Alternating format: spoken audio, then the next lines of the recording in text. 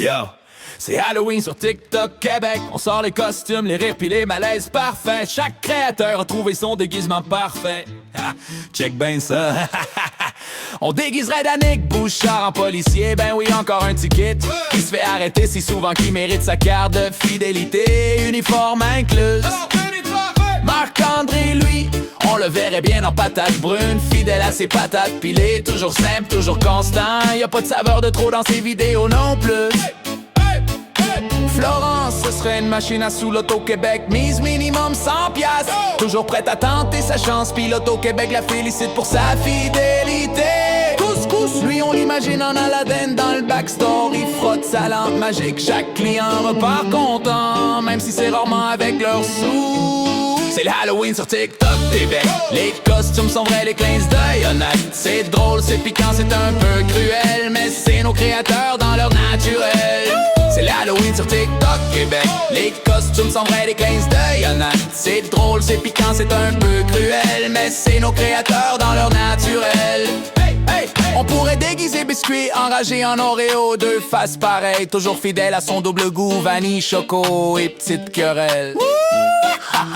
Skullface aurait son look parfait, en prisonnier retour d'une année d'enfer. Les menottes lui vont bien, mais cette fois c'est juste pour rire. Mec, elle serait une skieuse, mais pas sur les montagnes enneigées. Disons qu'elle préfère d'autres pistes plus indoor. Échaillé, ben lui on verrait bien en poubelle. Retour à la source, on ferme le couvercle juste pour l'esthétique. Y'a pas de recours, c'est l'Halloween sur TikTok Québec. Les costumes sont vrais, les clins d'œil honnêtes. C'est drôle, c'est piquant, c'est un peu cruel, mais c'est nos créateurs dans leur naturel.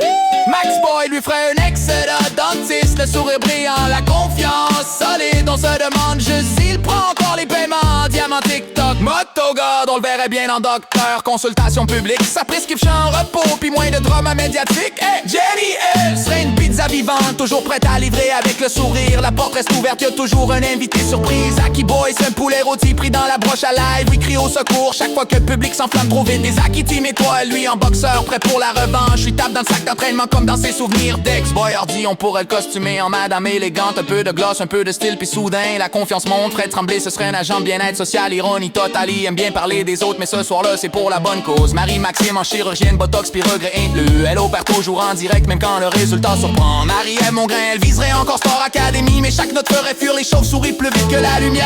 C'est Bourgo, lui, serait déguisé en Florence. Perruque, robe brillante et machine. C'est l'Halloween sur TikTok Québec. Les costumes sont vrais, des clins d'œil honnêtes. C'est drôle, c'est piquant, c'est un peu cruel, mais c'est nos créateurs dans leur naturel.